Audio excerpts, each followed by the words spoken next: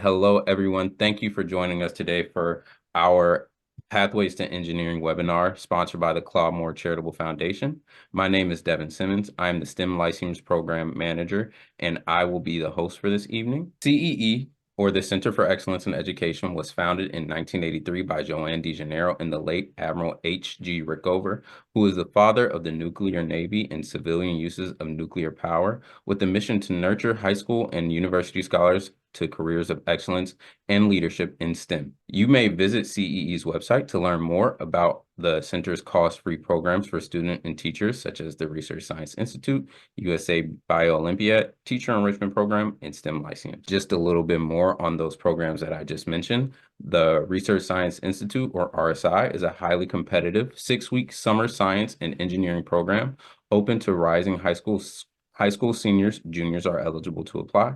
RSI is the first cost-free summer science and engineering program that combines on-campus coursework in scientific theory with off-campus work in science and technology research.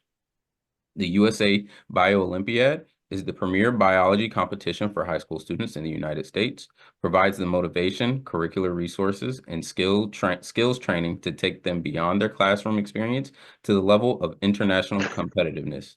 Since CEE began administering the USA Bio-Olympiad in 2003, every member of the USA Bio-Olympiad team has medaled at the IBO. And our last two programs, TEP, or the Teacher Enrichment Program, provides opportunities for middle and high school teachers to connect with leading experts from industry and academia, explore cutting-edge research and development, make meaningful professional links with direct benefits for you and your students. And the STEM Lyceums program is the newest initiative at CEE, which is a virtual club for high school students to engage in discussions and exploration of STEM concepts of career pathways. And now I will be introducing our two speakers. I'm pleased to have two speakers for today's webinar. We have Ben Underwood. Ben is the engineering manager at Toyota, West Virginia, where he oversees hybrid transaxle case and housing production, as well as 2.4-liter turbo and 2.5-liter engineer machining, block, cam, crank, head, and conrod. He is a lifelong West Virginia resident and graduated from West Virginia University in 2018 with a BS in mechanical engineering. Ben was hired as a production engineer at Toyota Motor Manufacturing, West Virginia in 2020, where he led powertrain projects on the Toyota New Global Architecture engine lines. The engines produced on these lines go in the Toyota Rav4, Grand Highlander, as well as a Lexus NX and RX. And we also have Michael Newman. Michael leads the software engineering team at CodeSignal, a San Francisco startup focused on developing and measuring technical skills. With experience as a candidate interview and hiring manager, he is deeply committed to making learning and interviewing for technical skills less painful. Before joining CodeSignal, he spent his early career in healthcare software. He studied computer science at Princeton University and is an alum of the Research Science Institute in 2008. When not at work, Michael can usually be found spoiling his dog or binge reading sci-fi. Thank you all so much for taking the time to speak with us today. And I will now turn it over to Ben to talk more about his experience in engineering. And really quick, short nugget for the audience members. If you have any questions, please put them in the question and answer portion of the chat, and we will get to those once both of our speakers are done with their presentations. So my name is Ben Underwood, and I am an engineer here at Toyota Motor Manufacturing, West Virginia. So I'm sure a lot of you guys definitely heard of Toyota, really large company, and it's a pleasure for me to come to work here every day. So here's actually a little picture of me on the assembly line here. We got a little robot, so we call these cobots or collaborative robots. We'll talk about that a little bit later on, but it's one cool part about my job. So for me, what is engineering? So I do a lot of outreach between high school and elementary school kids. And I've come up with a definition that is not necessarily technical. Here, let me hide my thumbnail there so I can see the whole thing. So this really applies to a lot of children too. Makes it easy for them to understand. So engineering is like being a super creative problem solver. Engineers use their imagination, math, and science to design and make things that help people and make the world better. I threw this in here. So definition of engineer, one who solves problems that you did not know exist in ways you do not understand. So I always thought that was a little funny. So why did I become an engineer?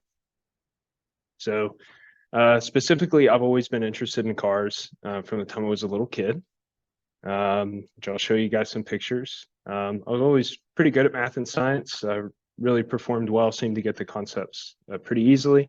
So here I am as a little kid. Always had, my mom said I always was playing with cars. I was always building roads.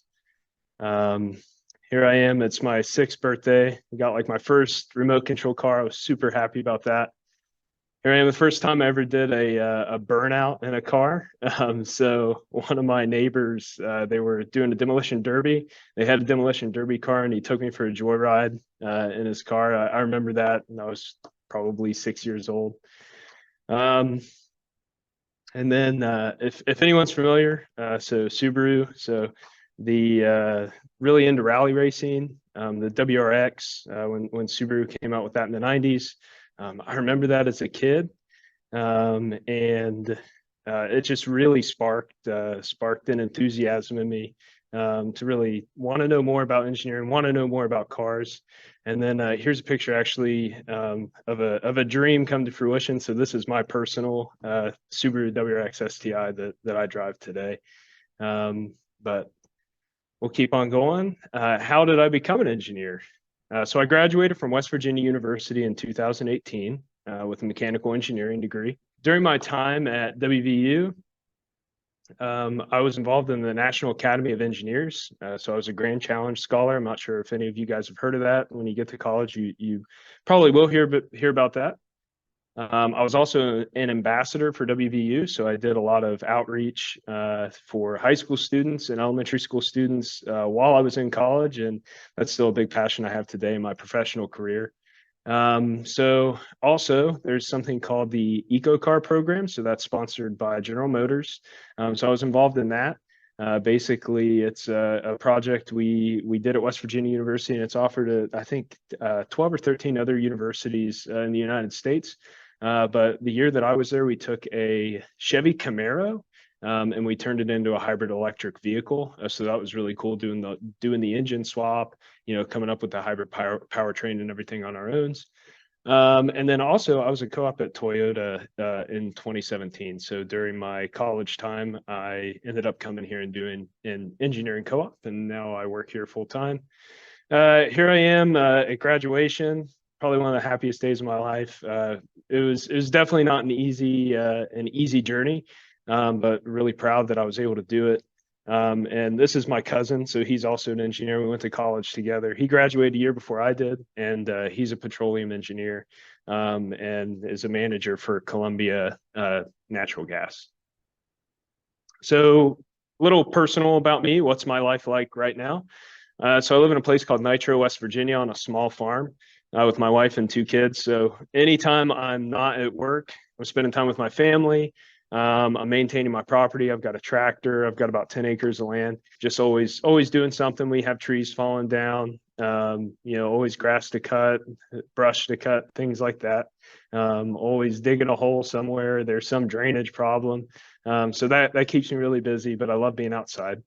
So my wife, Nicole, she's a structural engineer, and we met at WVU in college. And as mentioned before, I have a passion for cars, and I love the beach. So we try to go to the beach a lot. So here's a picture of me and my daughter. Here's a picture of me and my wife and my daughter, and then we had another one. So we have 2 kids, and this kind of sums it up. So he does cry a little bit. So this is when they were a little bit younger.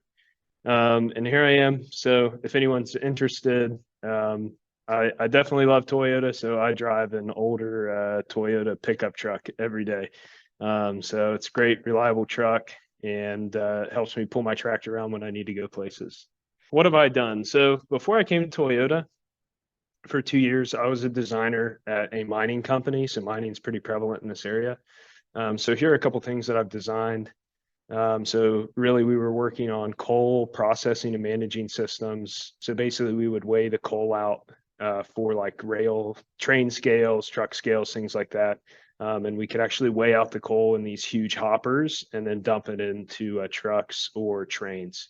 And basically I oversaw the design of the chutes, the hydraulics, things like that. And today, I started working at Toyota in 2020, and that's where I currently am right now. So I'll give you a little background about Toyota West Virginia as a whole. As total, so up here in the upper right, you can see how big this plant is. So it's been a $2 billion investment. So basically the cost of the plant, the size of it, it's 2 million square feet, which is approximately 35 football fields. And I don't have a golf cart, so I get to walk around a lot. I definitely get my 10,000 steps in every day. So I walk to meetings all throughout the plant. So 88% of the people that work here at this plant are West Virginia residents, and we have a little over 2,100 employees here. So it's pretty big, probably one of the biggest employers here. Our main product export is to Canada and then other places in North America. The plant here has invested over $10 million in the local community. So just a little background about Toyota. We have what's called the Toyota Way. So there are three main components to the Toyota Way. Number one, we have Genchi Gambutsu, which is go and see. So one thing that we focus on is when there's an issue, you go and see it for yourself. You don't necessarily listen to what you're being told about the problem. You go and you see it for yourself. There's a lot of benefit in that. And regardless of your job level, you go and see it for yourself. The next thing is Kaizen, which is continuous improvement. So our goal here is to always get better and better. You can never get too good. You can never stop becoming better. So Kaizen is the mindset of continuous improvement. And then again, we have respect for people. And you can see over here, so we have the Toyota Way house. Basically, you have two pillars of Kaizen and respect for people, and those sit on the base of Genchi Gambutsu. But those are the three things that are really defining for Toyota as a company. So a little Toyota knowledge quiz. I didn't know if people would have their microphones enabled, but I was going to go through, see if you were paying attention. What does Kaizen mean? Continuous improvement, we just talked about that. But there are a couple other words that are very important to us. So these are Japanese words, of course. Toyota is a Japanese company. What does Yokoten mean? So Yokoten is very important to us here. It's best practice sharing. So we have multiple different facilities throughout the United States, throughout North America, and throughout the world. So one of the most important things we can do with one another is share best practices, right? So if we figure out something here that works really well, and it helps us make a better product, it helps us save money or something like that, our goal is to share that with the other plants that are making the same products that we are. So that's very very important to us, that we do knowledge share, and we have open communication back and forth with other plants that make the same products within Toyota. And also we have this word called Jidoka. So what does that mean? Automation with a human touch. So Toyota is very focused on giving people, so right, this is an assembly plant that I work in.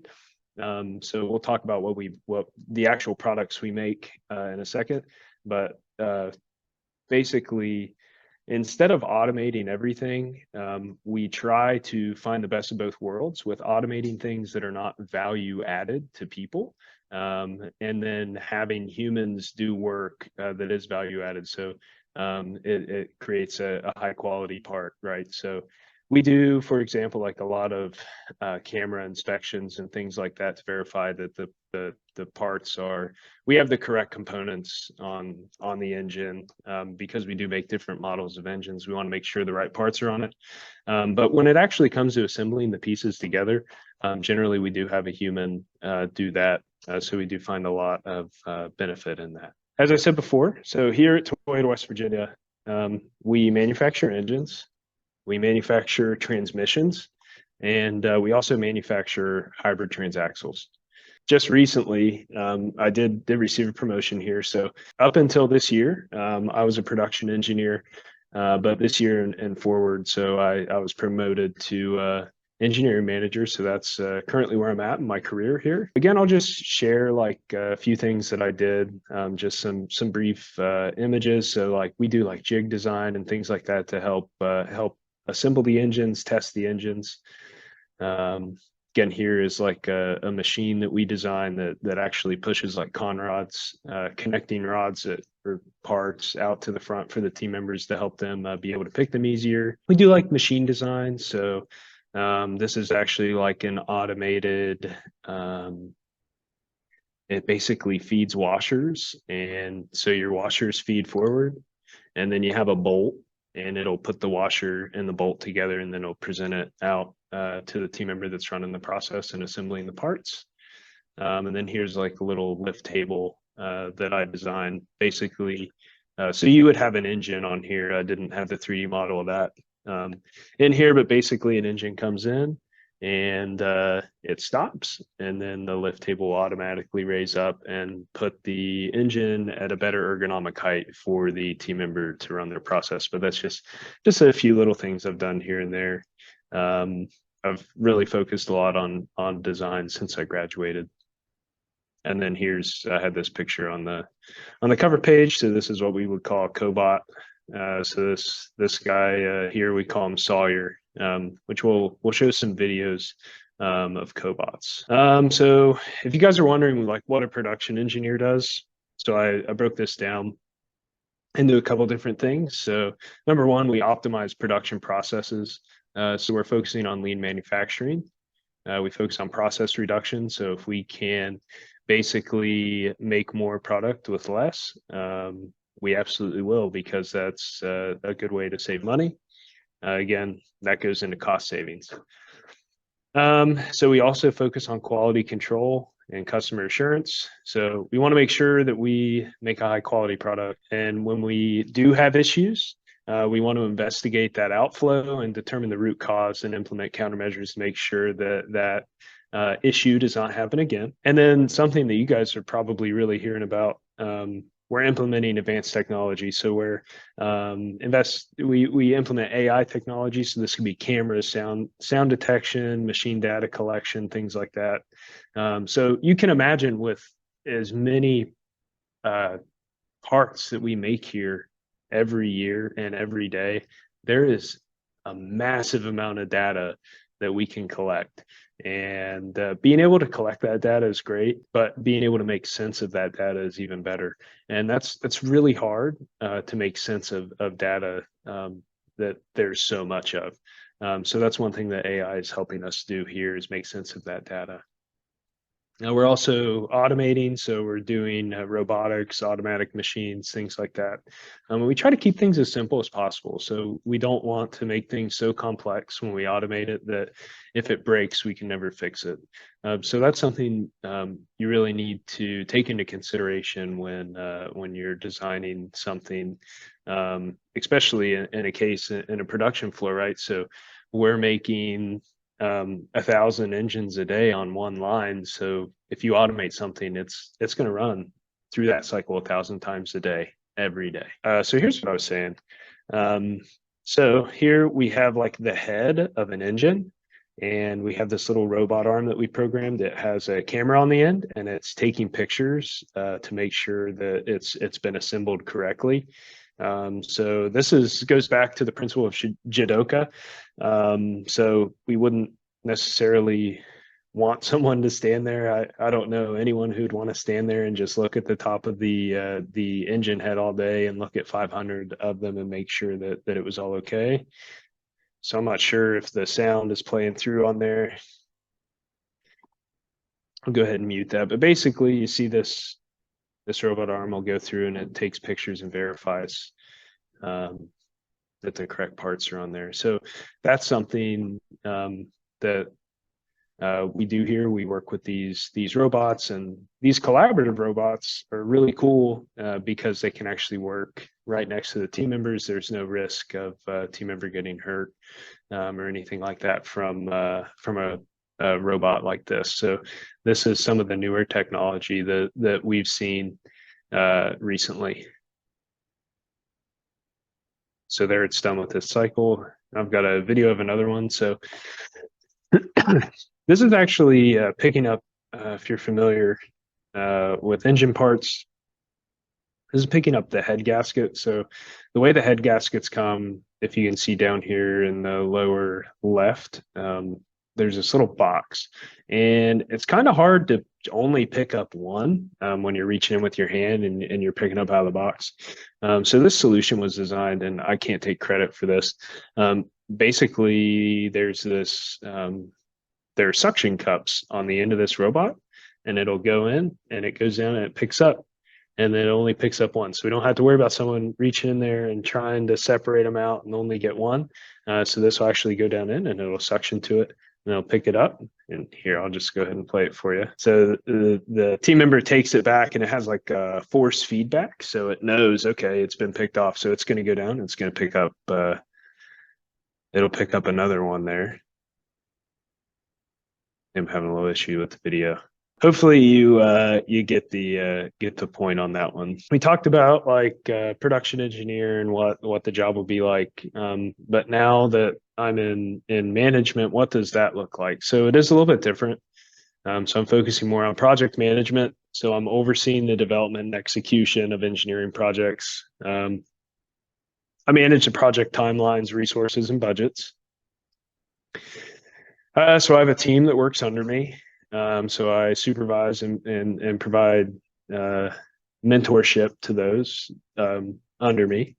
And they come to me with questions when they're working on projects that we've assigned to them. I have to provide them with clear instructions and guidance to achieve their project goals. And then we have cross-functional collaboration. I'm engineering is just one side of the whole manufacturing picture here. So we have the production team, we have quality, we have research and development, we have parts conveyance, people that bring the parts to the line, we have people that order the parts. We have all these teams that come together, and I work with those managers to know what they need and what we can do for them. And then also, working closely with the manufacturing design and supply chain teams. So again, something that I touched on a little bit earlier. So a lot of budget management is something that I do. So monitor project budgets and expenses. And we want to make sure that we're optimizing resource allocation to make sure we maximize our return on investment. So some notable projects and activities that I've led. So we leak test. So mainly I've focused on the engine side of things. I don't really have any experience with the manufacturing of transmissions, but we leak test every engine before it goes out of the plant here. We make sure that it has no oil leaks or fuel leaks. So I've led and managed a lot of activity on that. Actually been able to eliminate about 90 minutes of downtime per shift on the assembly line by optimizing or kaizening that process. I've also helped lead this activity at other plants. So recently, if anyone's familiar, they launched the 2024 Tacoma. So during the 2024 Tacoma engine launch, I went and helped them with some of their oil and fuel leak tests. Also one of the leaders for a cost down activity for Toyota manufacturing in the USA. So we're basically trying to optimize and reduce costs as we can between all the manufacturing plants because everyone does realize inflation is a real thing. Things cost more. And, we want to make a quality product, and we don't want to have to push that cost off on our customers. We also do traceability here. So say we have an engine and we install a part to it, we link that part to the engine itself. We call that traceability. I manage a lot of the traceability projects here to enhance quality. And last year alone, probably saved close to about $1 million in being able to go back and access that data in a database. So it was good to have that.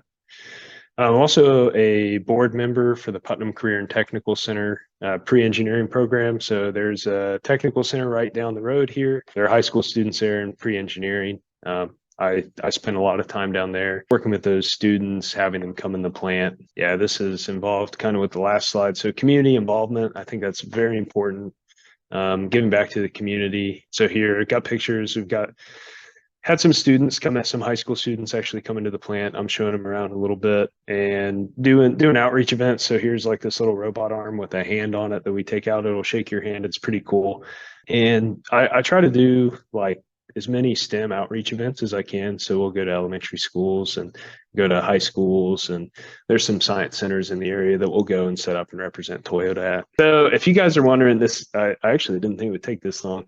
So different ways that you can get involved here at the plant. So we have different activities. So we have high school students that we actually mentor to become production team members. We have engineering co-op programs, so you can look on, if you look at Toyota jobs online, you can find applications to become an engineering co-op here, which is actually something I did. We have our leadership development program. So that would be a college graduate that would come in, and basically we take them on in their first 1 to 2 years after graduation and put them in a leadership role and train them and show them different areas of manufacturing here.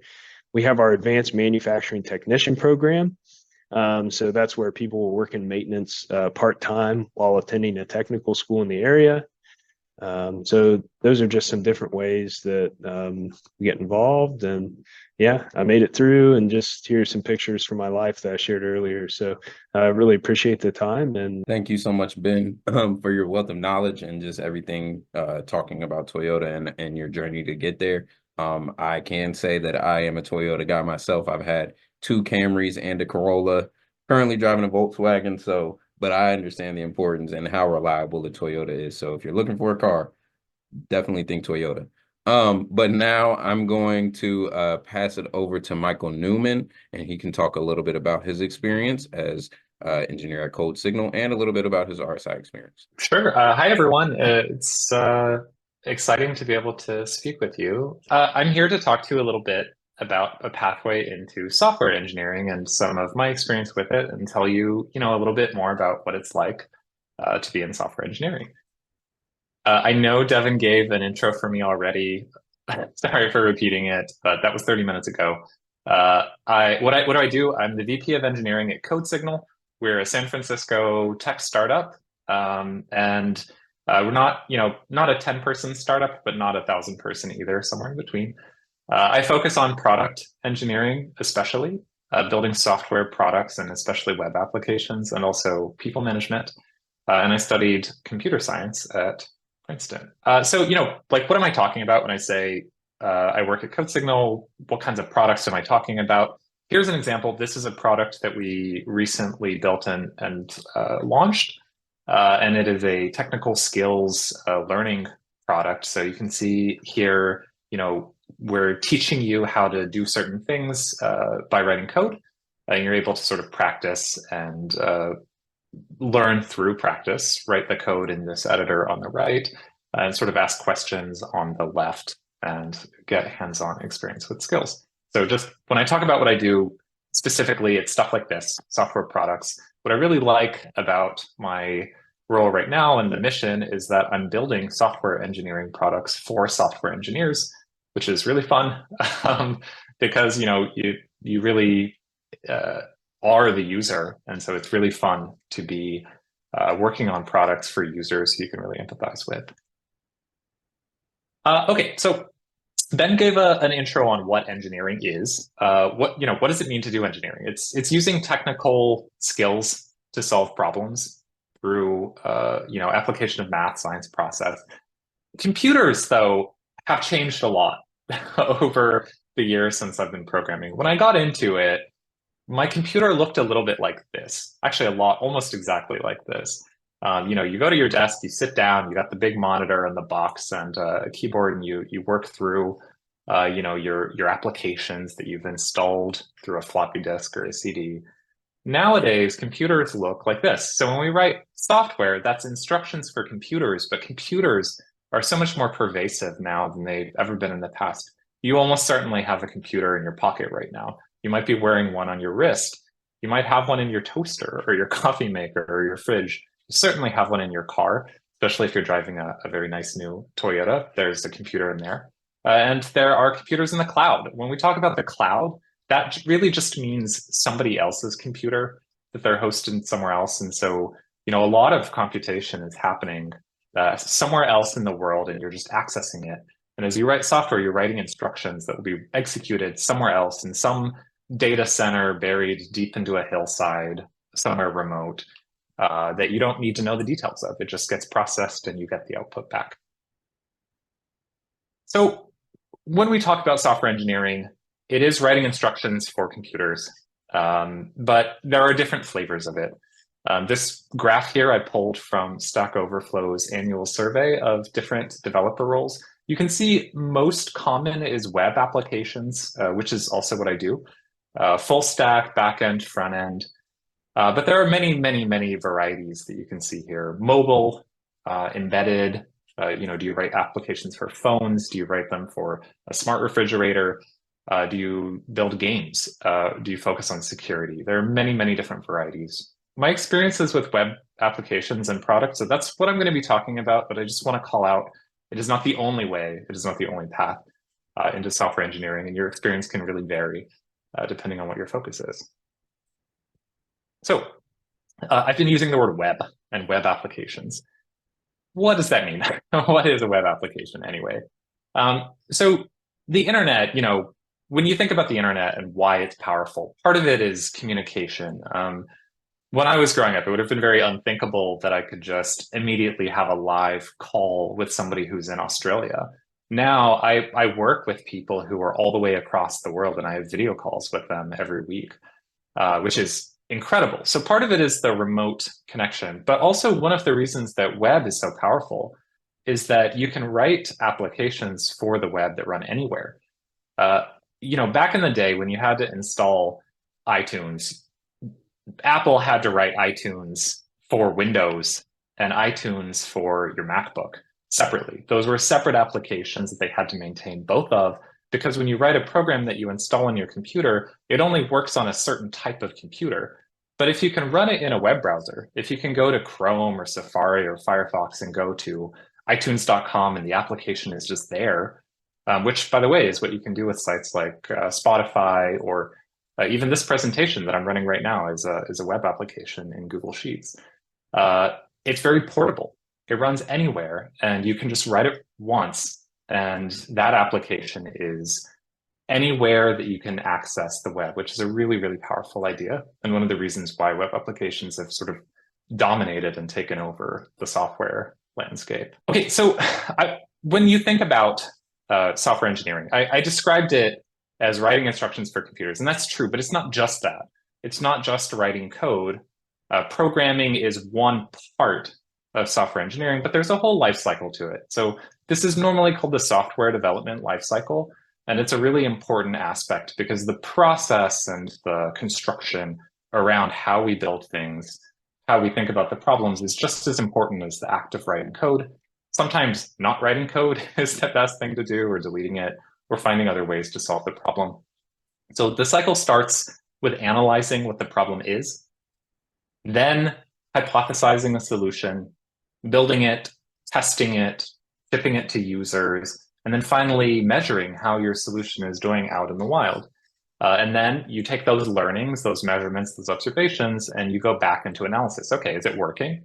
If it's working, what else should we focus on? Is it not working? Okay, what do we learn from that? And what other theories do we have for what we should do next? Let's try something else, and we go back into the cycle. I know that's a little bit abstract, so I wanted to give you a concrete example, a hypothetical concrete example. So let's say that we're talking about a learning product where you have lessons and then you have practices, right?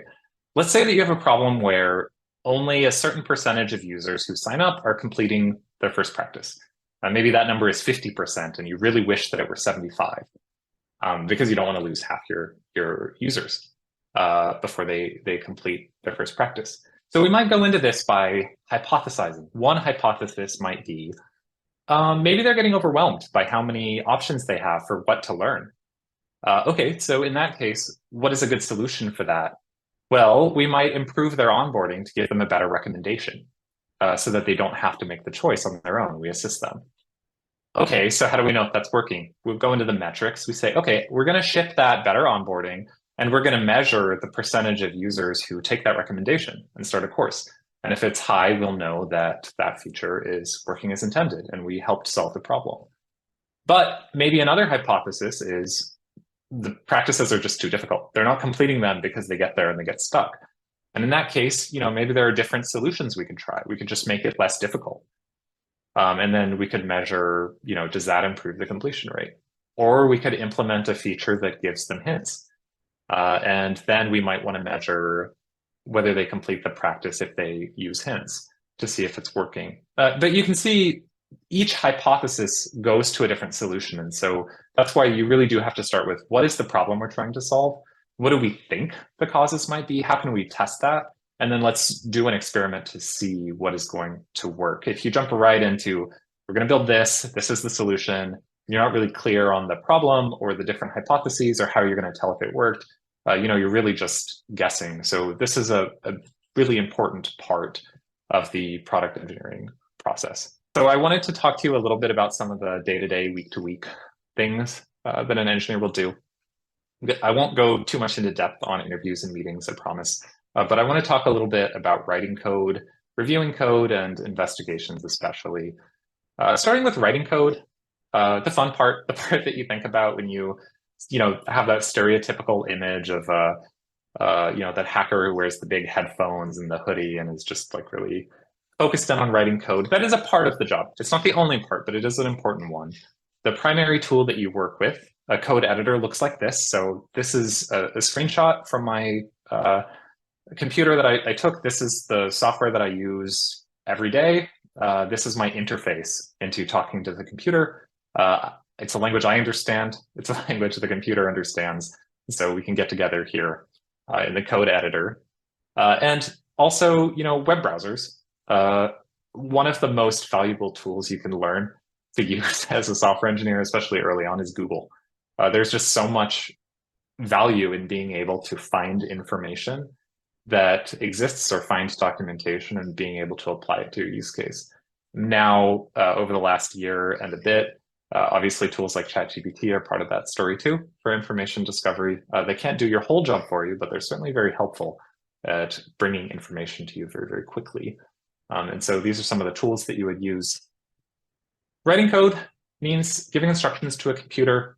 Typically, everyone's first program is something like this, telling the computer to print hello world.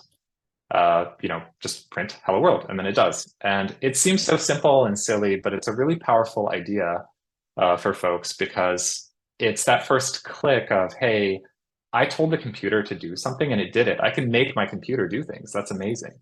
And I actually feel like this is a little bit more meaningful if you see it live. So I'm going to share my terminal for just a second.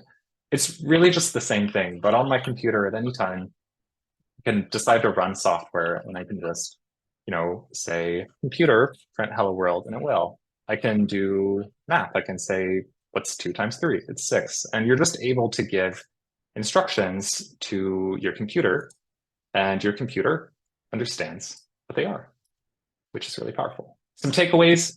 One of the key things about software engineering, you're not writing code just for the computer. If you were, you could just write it in a really hard to read way that is just for you, but you're not. You're working on a team. You have to take care of the software over time. You'll have to make changes to it in the future once you've forgotten what you did. Your memory is stale. It's written for humans. It's written for humans to take care of these instructions over time. You write it once and then you read it forever. So you should really optimize for what is easy to read and what is easy for other humans to read and other humans to take care of, not just for the computer. Common misconception about software engineering. It's not just about the programming, write the most efficient everything just for the computer. So you have to get really good at that, and you have to get good at the review process of sort of understanding what other people will think about your code and getting good at diplomacy and written communication as well. Another key activity as a software engineer would be investigations, bug reports, talking to customers, just trying to figure stuff out. I spend a lot of time just being a detective. I'll get a report that says, hey, your site doesn't work, please fix it. I'll say, okay, let's debug that. What's going on? Then hours later, you'll figure out it's because of this specific, you were accessing our website in an unusual way and we didn't realize that. And it's going to be this tiny change, or maybe we just don't support that. But investigating issues, trying to understand what's happening with users is also a big part of the role. And finally, meetings. I won't spend a lot of time talking about this, but as a software engineer, you mostly meet with your team. As you sort of grow into being a tech lead, a project lead, a manager, you start to open up and talk to other teams more as well. So for me, I spend a lot of time interacting with folks on the marketing team. How, do they know what we're coming out with? Are they prepared to, advertise our features? The data team, do they have analytics so that we can help measure the hypotheses that we're testing? Customer success, how are our customers feeling? Are they successful with our software? Sales, are a lot of people coming in asking for something that we don't have, or how are those conversations going, and how can we use that feedback to improve our software as well? On growth paths, one of the great things about engineering is that you can stay hands-on. I know the old school way was kind of, you just go into management, everyone will end up becoming a people manager or not, and it's the only way up. One of the things I really love about software engineering as a field is that there is a technical track for growing your career. And so, you can become an engineering manager if you want, but you don't have to. You can keep growing your impact as a staff software engineer, a principal software engineer, working on more complex, bigger projects, engaging with more teams, working on the architecture, and scaling your impact along a technical direction instead of a people management one. Either way, you could do both. You can go back and forth, but it's great to be able to have that flexibility. Okay, and just wanted to rewind a little bit. How did I get here? How can you get into software engineering if you're interested? When I was in high school, I took a lot of math, science programming classes, AP classes. Shout out to RSI, of course. I actually went to RSI for biology, not computer science. When I took AP computer science in high school, it was one of the few AP exams that I didn't do really well on, actually. And I bring that up just to say, it's not like something that, don't assume that you're bad at it if you don't get it at first. It takes a while to click. It took me a year of programming, I think, before it really clicked, and I felt like I was good at it. It's something that is a skill that you learn through practice, not something where it's just like you're good at it or you're not.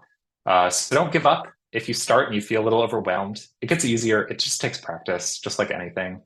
But the sooner that you can start programming, the earlier that you get hands-on with it, of course, the faster you'll get better at it. I really loved RSI. I got to pitch it a little bit. It was a great opportunity to meet with a lot of some of the smartest people I've ever met, and just be in a culture of people who just really all care about science and technology and really nerdy things. And it's just a great group if you're interested in those sorts of things. Couldn't recommend it more. I studied computer science in university. Honestly, you don't need a lot of computer science to get into software engineering. The things that in university, it's mostly math. In my job, it's a lot of like writing, project management, some math once in a while.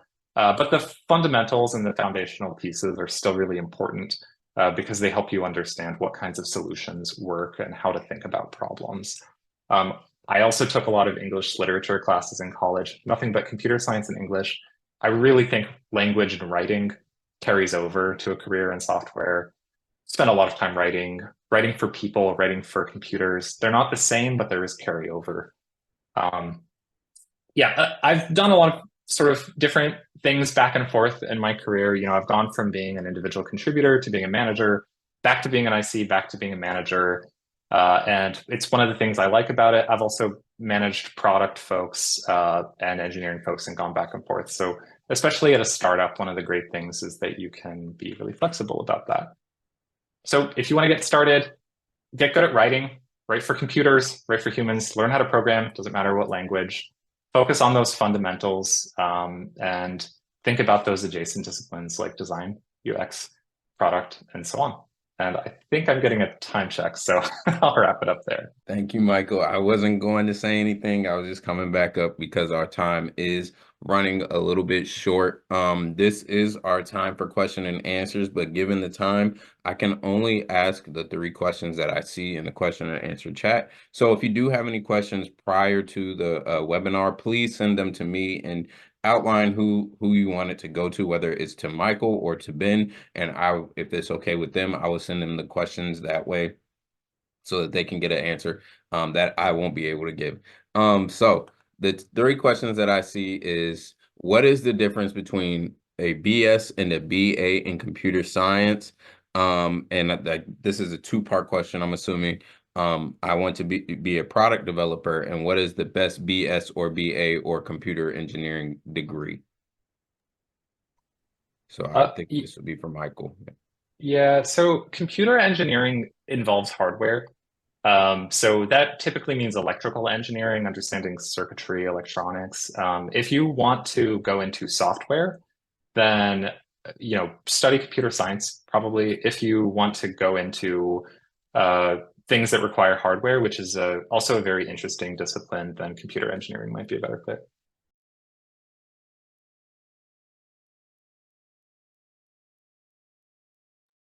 Devin, I think you're on mute. Sorry about that. I'm so used to how to make my how do I make myself engage with programming practice? Could you suggest better ways to, I'm assuming they said hook, but I think they meant to say get into coding. Yeah, that's a great question. I work at a company that has a coding skills learning product, so I don't mean to show up and just advertise, but you can check out our product, CodeSignal, and we have a learning application. I think hands-on practice is the best way. When I was learning, I did projecteuler.net. That's EULER. It's just like math problems that you have to write code to solve. And I just installed Python locally and just tried to solve those problems. I think you just need to practice. Don't overanalyze it. Just start doing something hands-on. Thank you for those answers, and thank you for those questions. And those are going to be I have two more questions, and these are going to be our last two questions. This one that just came in.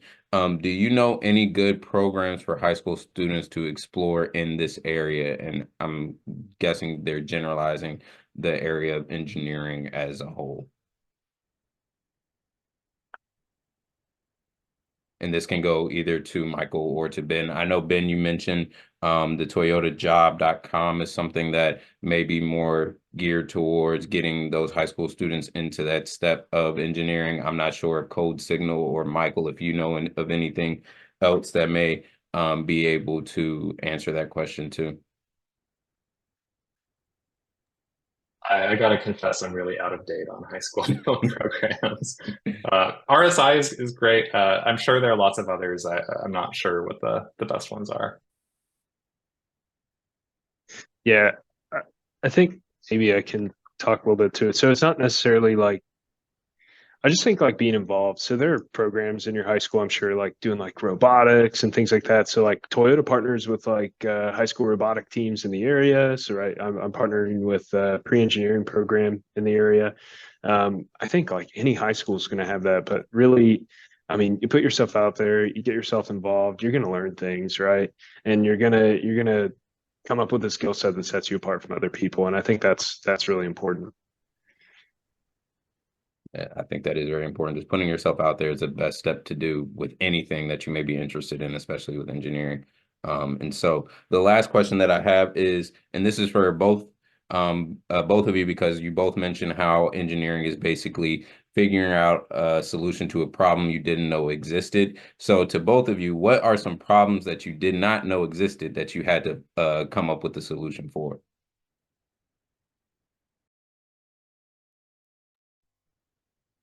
I guess I'll take this real quick. So, all right. So production's crazy, right? So I don't know. They were interviewing Elon Musk a while back, and he was talking about how, like, actually, like, designing the car is not the hard part, but putting it together is the really difficult part because you got 200 some processes, right? And they all have to happen at the same time because the one before it is dependent on the one before it, and so on and so forth, right? So everything has to work at one time in one uniform assembly line to move the whole thing forward.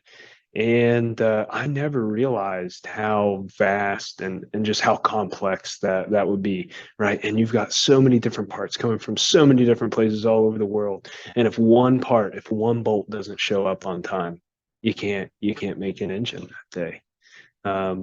So one of the things that we work on is developing really robust processes that are reliable and they don't per se break, right? That they're manageable to do and they're not overburdensome. But I think that's one thing from a production engineering standpoint, I never realized just the complexity of everything that goes into it and how difficult it is. And everything has to run the same speed, right? So you can't have one process that runs faster than the other. Everything has to run the same speed and everything has to move at the same time. It's an art.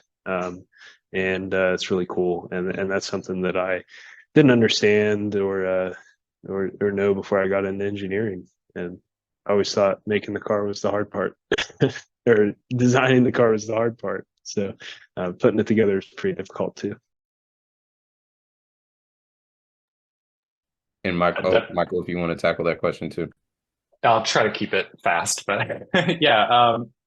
When I used to work in healthcare software, we would go on these immersion trips where we would shadow, like it's called at the elbow support or shadowing, where I would go hang out with nurses and doctors in units at the hospital because it's the software that I worked on during their shifts, and I would sort of ask them about their experience using my product and get feedback from them and see what they struggled with so that I could take that perspective back to the software that I worked on.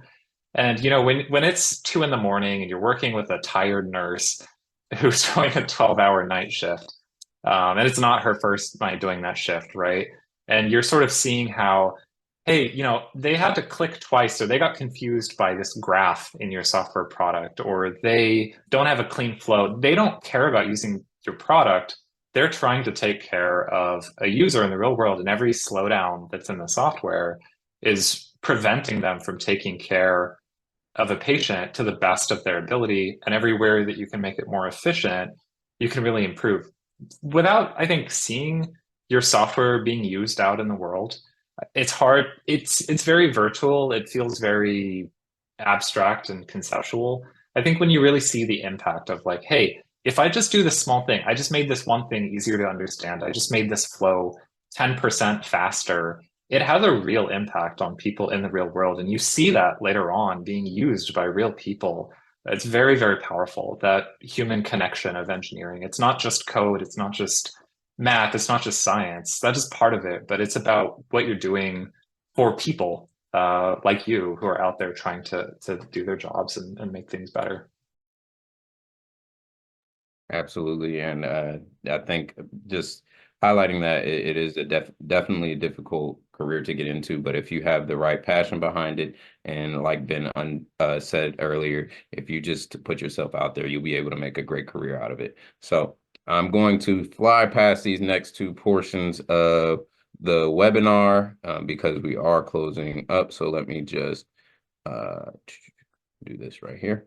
So 1 second, there we go. So just want to say thank you so much to our knowledgeable speakers once again, and another thank you to all of our sponsors, including the Claude Moore Charitable Foundation. And lastly, thank you, our webinar attendees, for joining us today. You will be notified when this recording is posted on our YouTube channel. More information regarding our next webinar will be sent out in the next coming weeks, and we hope to see you there as we continue to grow with STEM Lyceums. And so thank you very much.